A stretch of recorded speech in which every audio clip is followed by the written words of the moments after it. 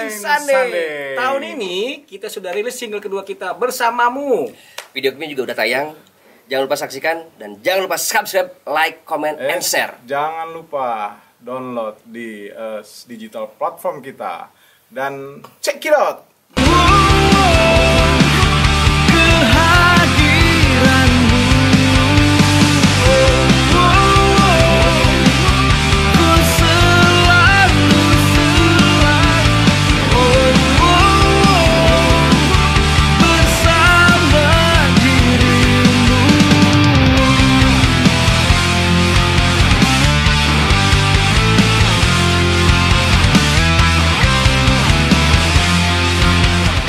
Kemarin abis rilis single Bersamamu, jadi kita gue sebenarnya agak kaget juga dengan video klipnya yang terbaru Bersamamu. Bisa dijelaskan untuk penjelasan dari Bersamamu itu proses rekamannya sampai akhirnya jadi itu gimana dan berapa lama? Kalau konsep musik itu sebenarnya sudah ada lama. Kebetulan lagu itu udah jadi sebelum rilis yang kemarin. Abi kan baru juga masuk di Playing Sunday, jadi kita coba masukkan lagi yang terbaru dengan versinya Abi. Masuknya kapan? Sekitar tahun Januari ya ya? Bi ya. Januari lah. Tahun kemarin ya Bi? Tahun ini ya. Tahun 2022 bulan Januari. Januari. Nah itu apa masuk dengan Abi, warnanya baru dong, beda. Udah pasti. Bedanya apa? Mungkin lebih pop alternatif kali ya dia. Ikutin karakter kali. Karakter aja lah, ikutin karakter Abi aja. Proses rekamannya berapa lama sampai jadi? Ketika Abi masuk? Langsung kita dikasih materi, gak lama. Dikasih materi itu pertengahan Desember deh kalau gak salah. Januari tag langsung. Terus ada kendalanya? Kendala sih nggak ada Bi ya. Alhamdulillah. Lancar-lancar aja. Bersamamu itu apa sih temanya?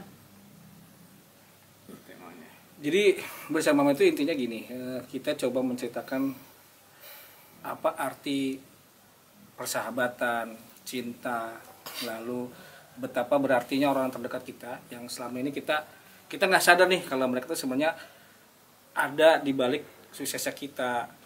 Kayak misalnya kalau orang pacaran mungkin ada sosok wanita atau laki-laki yang mendukung dalam setiap kegiatan, entah dalam bidang pekerjaannya, percintaannya, lalu juga apa lagi ya garis besarnya ya Bi, kira-kira. Kalau di intinya ini nih ya di band ini ya salah satunya kebersamaan kita juga gitu loh. Salah satunya. Playing Sunday itu artinya apa sih? Playing Sunday berarti bermain di hari Minggu. Iya. Hari libur, hari kerja kosong. Awalnya seperti itu ya. Karena ini pekerja semua. Kerja tadinya. Ngumpul tiap hari Minggu doang nih. Bisa main hari Minggu ambil job. Akhirnya tercetus lah. Ya udah, kenapa nggak Playing Sunday? Enak tuh didengarnya. Jalan bungkus. Tahun berapa tuh terbentuknya? Terbentuknya di pertengahan bulan 2018, tahun 2018. Kurang lebihnya seperti itulah. Jadi itu genrenya udah undang pop alternatif. Pop alternatif lah kurang lebih seperti itu. Berarti banyak perbedaan dong. Apalagi dengan nuansa yang beda. Vokalis baru. Kalau pasti sih ada perbedaan, pasti ada perbedaan. Nah, kelanjutannya nanti apa lagi yang akan kalian kerjakan di tahun 2022 atau di tahun 2023? Untuk tahun ini rencana Playing Sunday akan ngeluarin single lagi, yang ketiga ya dia. Iya. Kita akan ngeluarin single itu, yang mudah-mudahan lancar, tidak ada kendala, ya kan? Apalagi? Mungkin diawali dengan promo-promo kita dulu. Ya. Mungkin nanti ada rencana next itu mungkin di Bandung atau di kota-kota lain, insya Allah akan terlaksana gitu. Mudah-mudahan juga COVID ini udah beres dan istilahnya panggung-panggung offline itu udah bisa on lagi. Insya Allah dunia belantika musik Indonesia ini bisa bergerak istilahnya gitu sana ke depannya. Kenapa dengan Loteng? Apanya tuh? Kenapa gabung sama Loteng? Loteng itu kan Loteng musik ya? Loteng musik ya. Loteng Jadi musik. sebelum kita tahu Loteng, kita tahu dulu siapa orang-orang di dalam Loteng dulu. Loteng itu kan kebetulan gue pribadi memang sudah kenal. Ya, kita tahu lah ini bos-bos kita semua yaitu Nyong. Jadi saya gue udah lama kenal sama Nyong Kunci. Jadi pada saat itu memang ada kesempatan ya Bi ya. Kesempatan dari Loteng untuk mengajak kerjasama terhadap Plain Sunday. Jadi apa salahnya kalau kita nggak lakukan itu? Toh juga dari Loteng Musik juga kita dikasih keluasan untuk berekspresi lah. Mau musik seperti apa, mereka welcome semua. Yang penting kita produktif lah. Iya. Berarti mereka menawarkan untuk lu gabung di kita, Ya, bukan lo seperti menawarkan diri. Tidak. Berarti dia nawarin. Kami ibaratnya gini, jadi memang kan itulah tadi kita kembali lagi tadi jalur pertemanan tadi, makanya masing-masing saling ini aja apa support lah, saling support aja. Kontraknya beda nggak dengan zaman dulu dengan zaman sekarang? Kontrak ketika label menerima kalian atau mengikat satu band. Kalau secara kontrak sih kita tidak ada keterikatan yang seperti yang dulu ya. Ya. Kita mobile aja kok, kita nggak ada yang gimana-gimana. Makanya ini kan jadi satu hal krusial yang memang mengedukasi anak-anak zaman sekarang yang terpuruk atau mungkin terbangkit oleh label publishing. Ya. Ada yang tahu, ada yang enggak. Mungkin ada apa ya, ada edukasi, ada masukan dari kalian perbedaannya apa, dan untuk mengetengahkan produktivitas anak band tuh seperti apa dan bisa membedakan mana yang benar mana yang enggak. Coba kira-kira pandangannya. Kalau pandangan saya itu label zaman dulu sama zaman sekarang itu bisa dibilang beda ya. Bedanya dari segi apa? Mungkin kalau dulu keterikatan itu di satu kontrak yang memang dia terikat, tidak boleh berekspresi lebih luas, hanya lewat di situ yang mereka keluarkan aturan-aturan yang memang sudah secara baku mereka tanda tangan. Tapi ketika kita bekerja sama dengan Loteng dari dari pertemanan itu, jadi awalnya kita ketemu kita ngobrol, jadi sistemnya begini. Ketika Loteng itu mungkin ada job atau kerjaan yang memang harus diberikan ke kita, dan dari luar pun kita juga sebenarnya bebas gitu loh berekspresi mau di mana, tapi memang di Loteng itu dia juga dibantu dengan zaman sekarang itu kan beda. Ada media sosial itu minimal memperkenalkan kita dengan subscriber mereka yang mungkin sudah banyak ya, itu minimal kita bisa mengenalkan. Tapi ketika ada job offline, kita juga nggak terikat seperti dulu gitu, nggak bisa. Yakin nggak dengan lu subscriber memang banyak itu? Kan kalau zaman sekarang kan banyak yang banyak yang real, banyak yang enggak. Betul. Keyakinan apa yang memang, subscriber banyak nih ini. Kalau zaman sekarang kan begitu. Itu Dulu kan berkarya beda. dulu aja sih. Dulu kan beda. Lu harus memang punya materi yang memang bagus, masyarakat luas menerima, udah gitu loh. Kalau sekarang begitu krusialnya. Makanya dari segi pertemanan itu kita kan tahu riwayat siapa yang ada di dalam Loteng itu, dan dia berkiprahnya sudah dari kapan dia berkiprah, dan apa loh yang ada di dalamnya juga. Ya mungkin dari situlah kita mempertimbangkan dibanding kita tidak mengenal gitu riwayat siapa di dalamnya, karena dari pertemanan itu insya Allah kita sama-sama saling support, sama-sama saling percaya gitu. Makanya saya bilang kolaborasi lah, kalau bisa dibilang itu bukan keterikatan yang secara baku gitu untuk kontrak yang saat ini dibanding yang label dulu yang mungkin kita tahu semua gitu. Itu aja mungkin yang saya tahu. Berarti kontrak yang zaman sekarang tuh publishing. Ya, label publishing. Lebih ke publishing.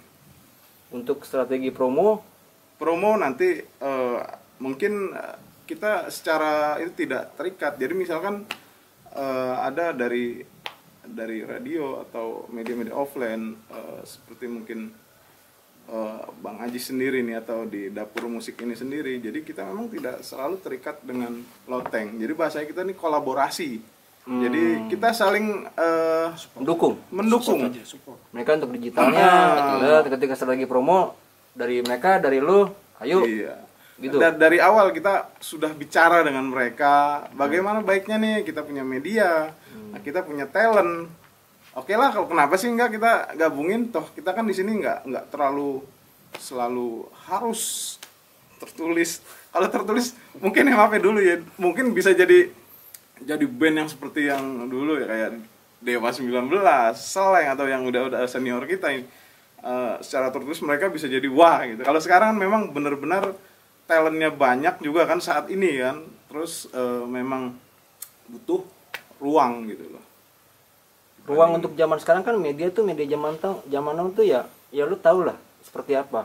Ya kan? Lu yakin nggak? Meyakinkan tuh gimana jalannya, dan memang meyakini lu tuh bisa nggak sih dengan media? Karena yang gue tahu tuh ada media tuh ada divisinya masing-masing. Ya kan? Media zaman sekarang sama zaman dulu, lu mau milih yang mana? Kita ngikutin yang sekarang aja kali ya.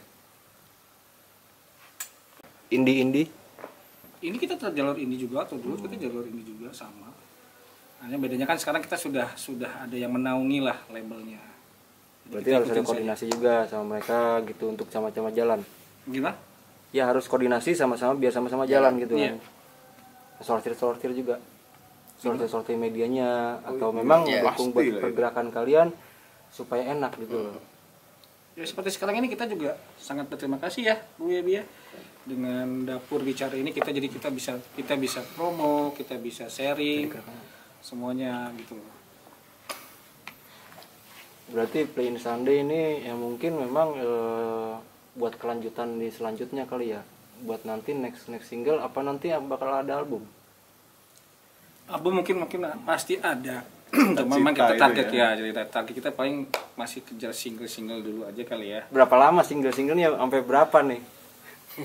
Lagu sejujur kita sudah ada. Banyak dong. Ya Materi udah lumayan siap. lah, lumayan. Materi sudah siap lah intinya. Sudah siap. Makanya tadi yang gue bilang di tahun ini kalau jadi insya Allah kita akan keluarkan single lagi.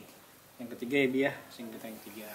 Tahun ini ngeluarin single selain Bersamamu apalagi? Ada lagi nanti kita keluar single.